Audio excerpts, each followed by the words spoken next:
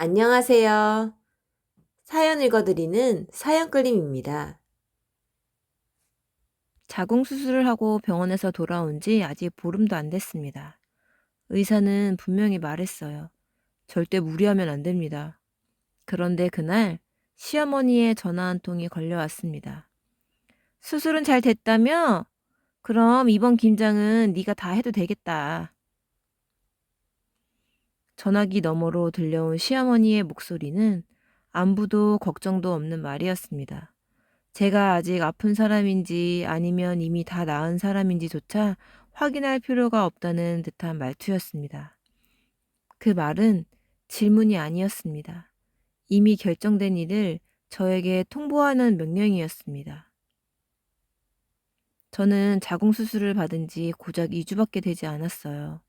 수술에서 깨어났을 때 배를 짓누르던 묵직한 통증과 몸 안쪽이 텅 비어버린 듯한 느낌을 아직도 또렷하게 기억하고 있었습니다.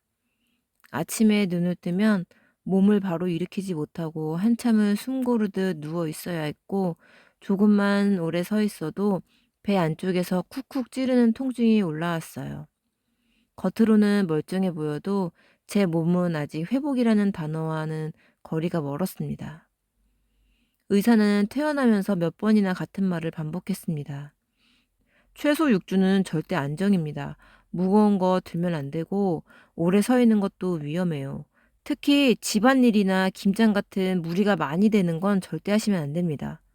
그 말을 들을 때 저는 고개를 끄덕이며 마음속으로 다짐했습니다. 이번만큼은 정말 제 몸을 지키겠다고. 이제는 참는 게 아니라 살아야겠다고. 그래서 시어머니의 전화를 받았을 때 저도 모르게 조심스러운 말이 입 밖으로 나왔어요. 어머님, 저 아직 몸이 회복이 덜 돼서요. 하지만 시어머니는 제 말을 끝까지 듣지 않았습니다. 회복은 무슨 회복이야. 수술했다고 누워만 있으면 사람이 더 망가져. 우리 때는 애 낳고도 사흘 만에 반일 나갔어. 그 말 속에는 분명한 뜻이 들어 있었습니다. 너는 너무 나약하다. 요즘 며느리들은 다 그렇다. 나는 다 겪고 살아왔다는 비교와 무시였습니다. 그 순간 제 아픔은 더 이상 의학적인 문제가 아니었습니다. 참을성이 없는 사람의 핑계가 되었고 집안일을 피하려는 게으름이 되어버렸습니다. 저는 말문이 막혔습니다. 아프다고 말할수록 제가 더 초라해질 것 같았기 때문이에요. 결혼한 지 10년 동안 저는 단 한 번도 시어머니의 말을 정면으로 거스른 적이 없었어요. 친정 부모님은 제가 결혼하기 전에 모두 돌아가셨고 기댈 곳 하나 없는 저는 이 집이 제 마지막 가족이라고 스스로 달래며 살아왔습니다. 남편은 늘 같은 말을 했어요. 엄마 말 들어. 시집살이는 다 그런 거야. 그 말은 저를 보호해주는 말이 아니라 문제를 만들지 말고 조용히 참으라는 뜻이었습니다. 그래서 그날도 저는 결국 이렇게 말을 하고 말았습니다. 알겠습니다. 그 말을 내뱉는 순간 가슴 한쪽이 뚝 떨어지는 느낌이 들었어요. 마치 방금 제 몸을 포기하는 계약서에 도장을 찍어버린 것 같았습니다. 전화를 끊고 나서도 한참 동안 핸드폰을 손에서 놓지 못했어요.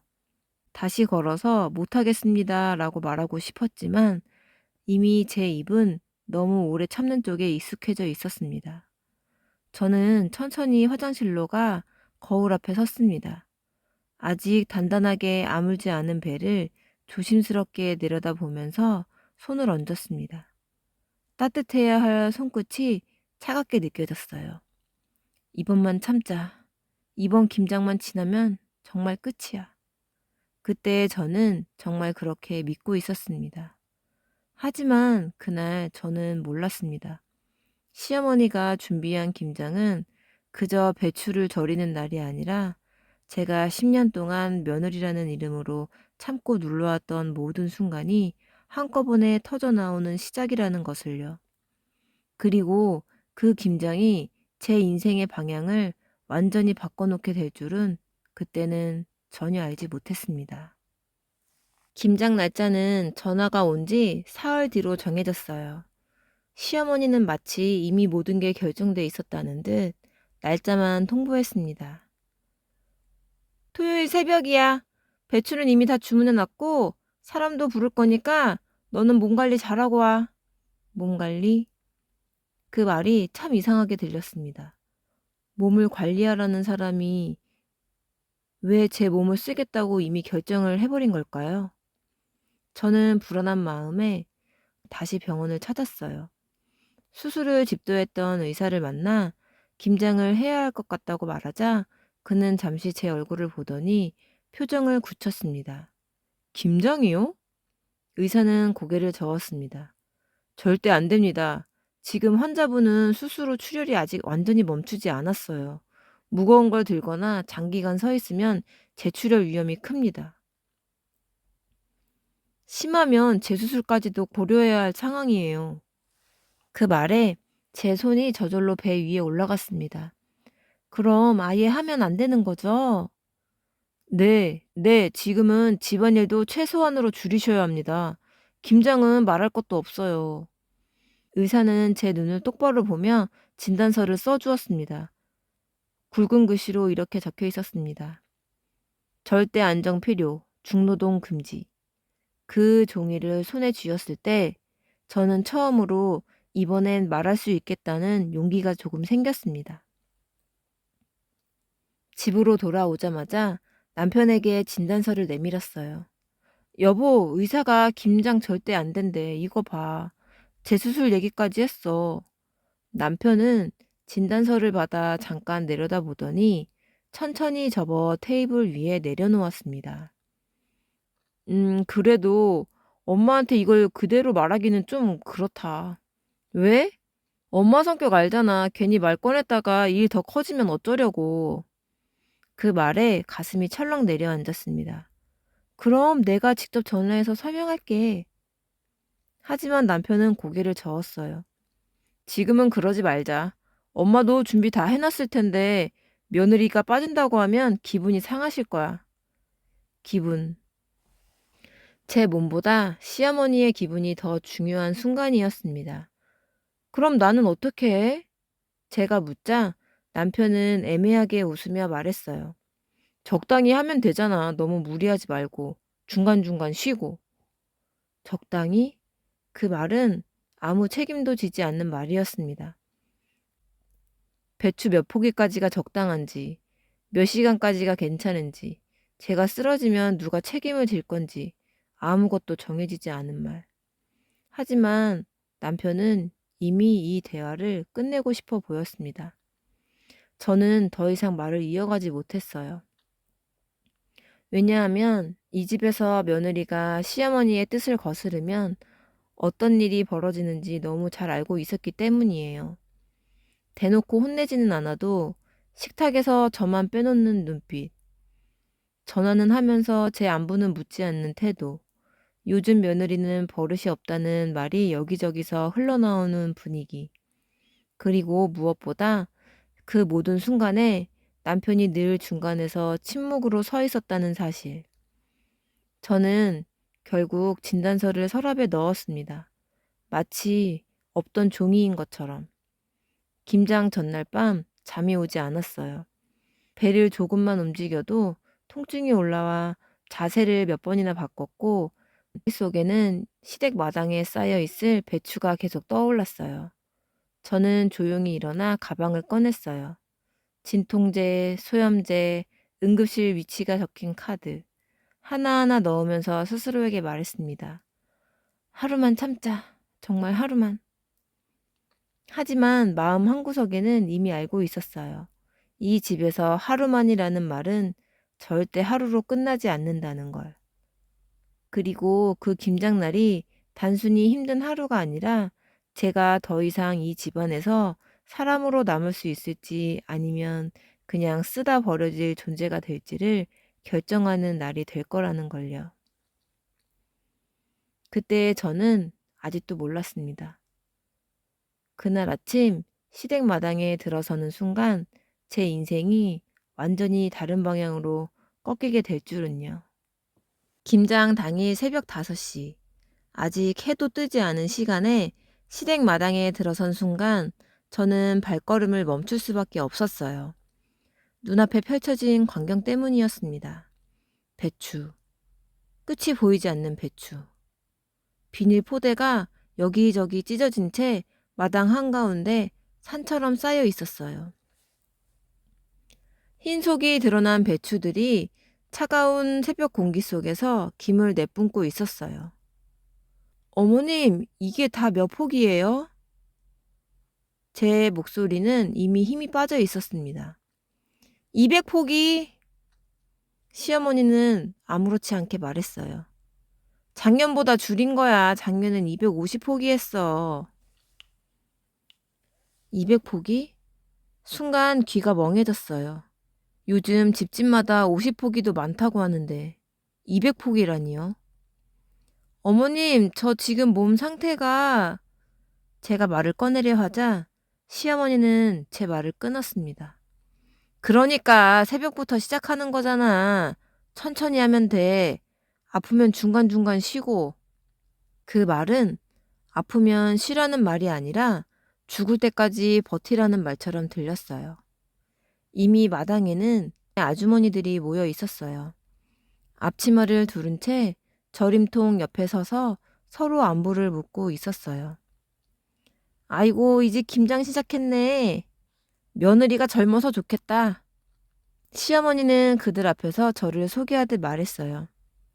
수술하긴 했는데 손은 빨라요. 조금 약해서 그렇지. 조금 약해서?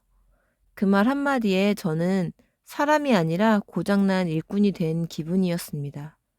배추를 나르고 씻고 절이는 작업이 시작됐어요. 처음 1시간은 이를 악물고 버텼습니다. 2시간째부터 배 안쪽에서 묵직한 통증이 올라오기 시작했어요.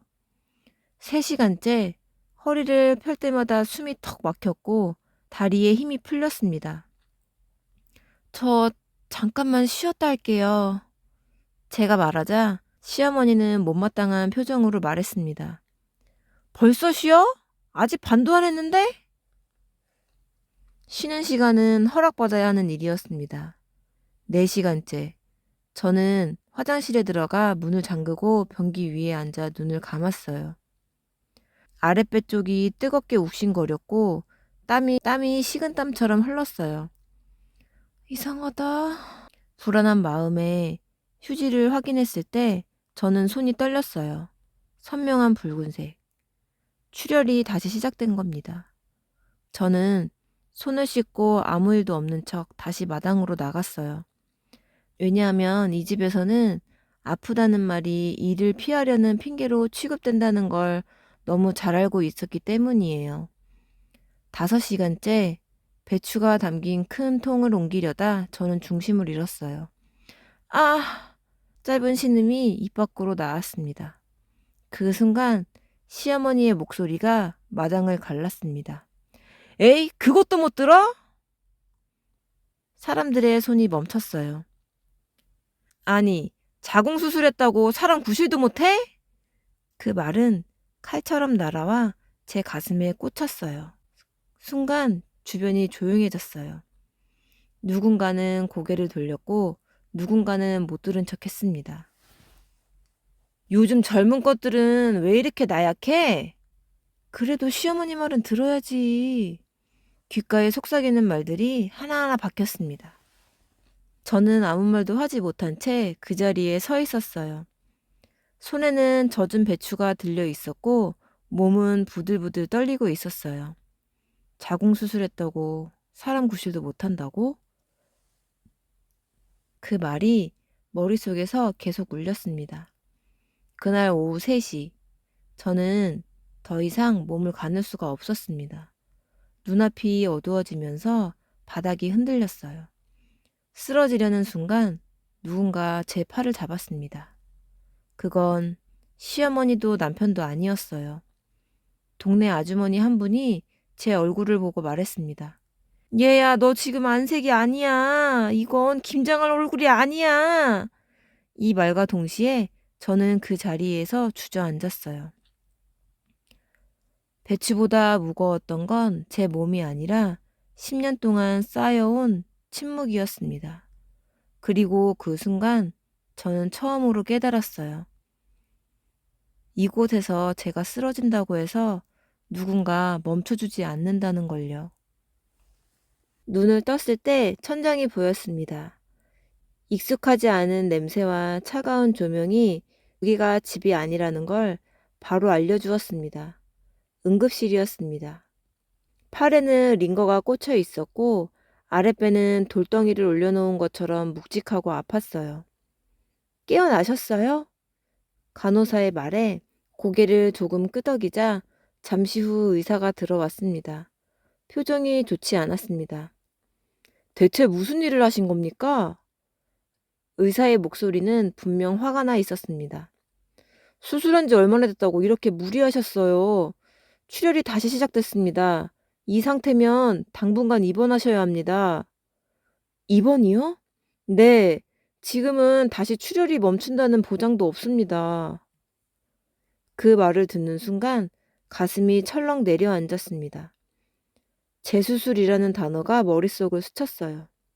잠시 후 남편이 병실로 들어왔어요. 뒤이어 시어머니도 따라 들어왔습니다. 시어머니는 병실 안을 한번 둘러보더니 팔짱을 낀 채 말했어요. 아이고, 김장하다가 좀 무리했나 보네. 그 말에는 미안함도 걱정도 없었습니다. 마치 예상했던 일이 생겼다는 듯한 담담한 말투였습니다. 의사가 시어머니를 향해 말했어요. 어머님, 환자분은 수술 직후입니다.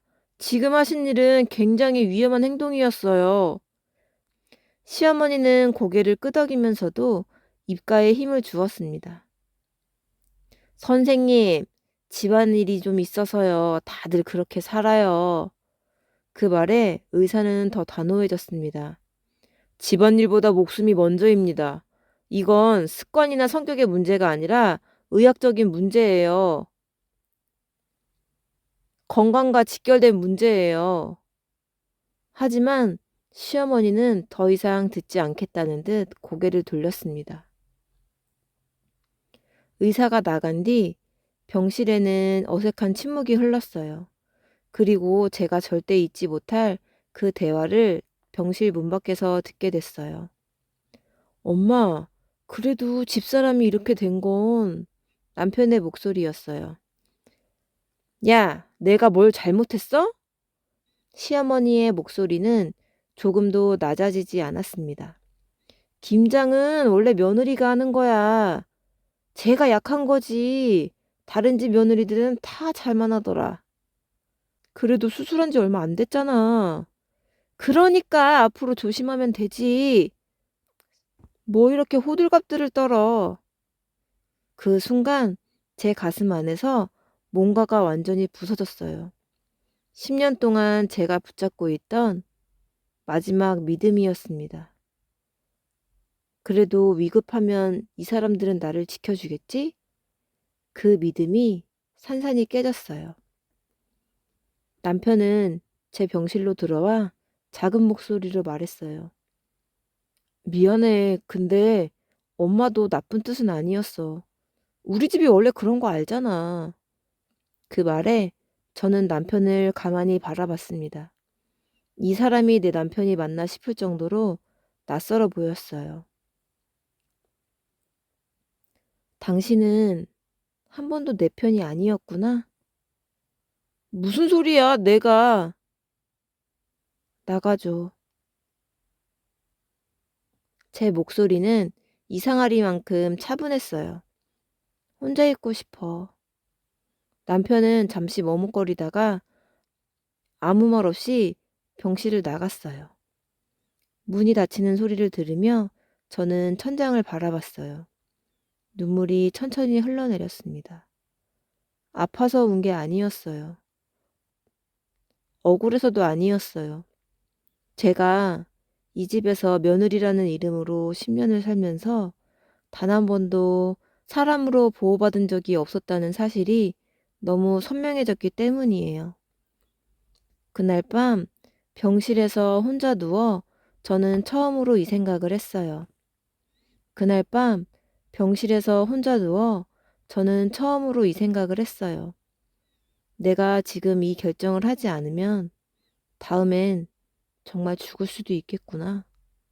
그 순간 제 안에서 무언가가 바뀌기 시작했어요. 이건 김장을 할지 말지의 문제가 아니라 이 집안을 계속 견뎌야 할지 말아야 할지의 문제라는 걸 비로소 깨달았기 때문이에요. 지 일주일째 되던 날 저는 집안에 혼자 앉아 있었어요. 몸은 여전히 완전히 회복되지 않았지만 머릿속은 이상할 만큼 맑았어요. 병실에서 결심한 이후 마음속에서 더 이상 흔들림이 없었기 때문이에요. 저는 서랍을 열어 그동안 모아두었던 서류들을 꺼냈어요. 진단서, 수술 기록지, 의사의 소견서, 그리고 응급실에서 다시 입원하라는 말을 들었을 때 의사가 적어준 추가 소견까지. 종이를 한 장 한 장 정리하면서 이상하게도 분노보다 담담함이 먼저 올라왔어요. 감정의 문제가 아니야. 기록의 문제고 선택의 문제야. 다음 날 저는 변호사 사무실을 찾았어요. 이혼 상담을 받고 싶어요. 변호사는 제 얼굴을 잠시 보더니 말없이 서류를 넘겨보기 시작했어요. 수술 직후임에도 불구하고 강제적인 가사노동, 그로 인한 재출혈과 입원, 배우자의 방조까지 포함되면 충분히 혼인 파탄 사유가 됩니다. 그 말을 듣는 순간 가슴 깊은 곳에서 묘한 안도감이 올라왔어요. 내가 예민한 게 아니었구나. 이건 참을 문제도 적응할 문제도 아니었구나. 집으로 돌아와 저는 남편에게 전화를 했어요. 우리 얘기 좀 하자. 남편은 아무것도 모른 채 익숙한 목소리로 대답했어요. 그래, 엄마한테 내가 말해볼게. 아니, 제가 말을 끊었습니다.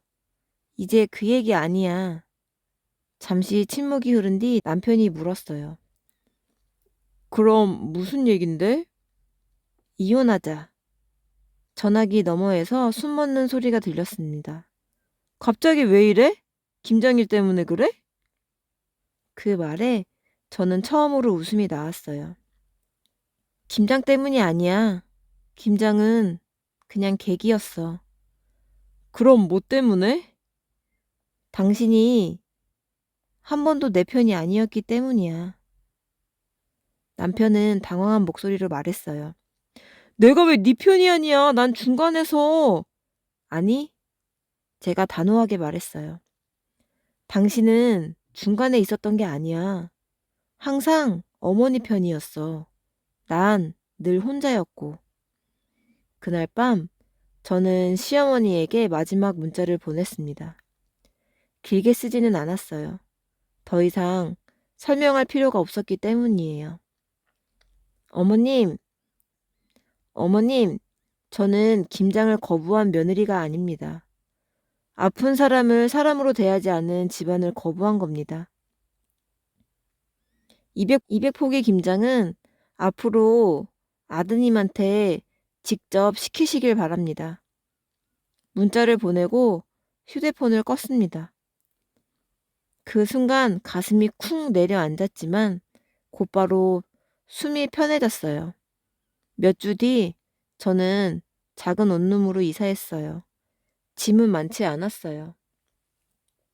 결혼 생활 동안 제 것이었던 건 생각보다 별로 없었기 때문이에요. 아침에 눈을 뜨면 누군가의 눈치를 보지 않아도 됐고, 몸이 아프면 아프다고 말하지 않아도 스스로 쉴 수 있었어요.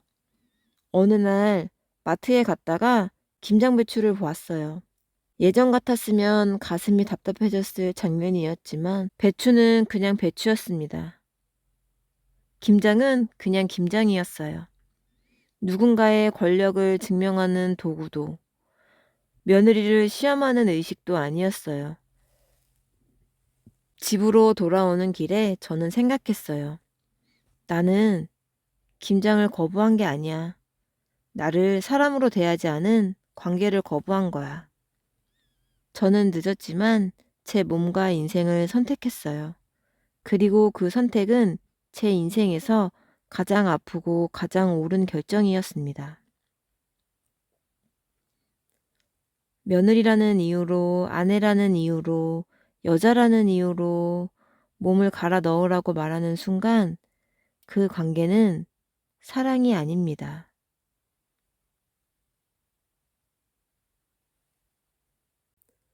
오늘도 들어주셔서 고맙습니다. 사연끌림이었습니다.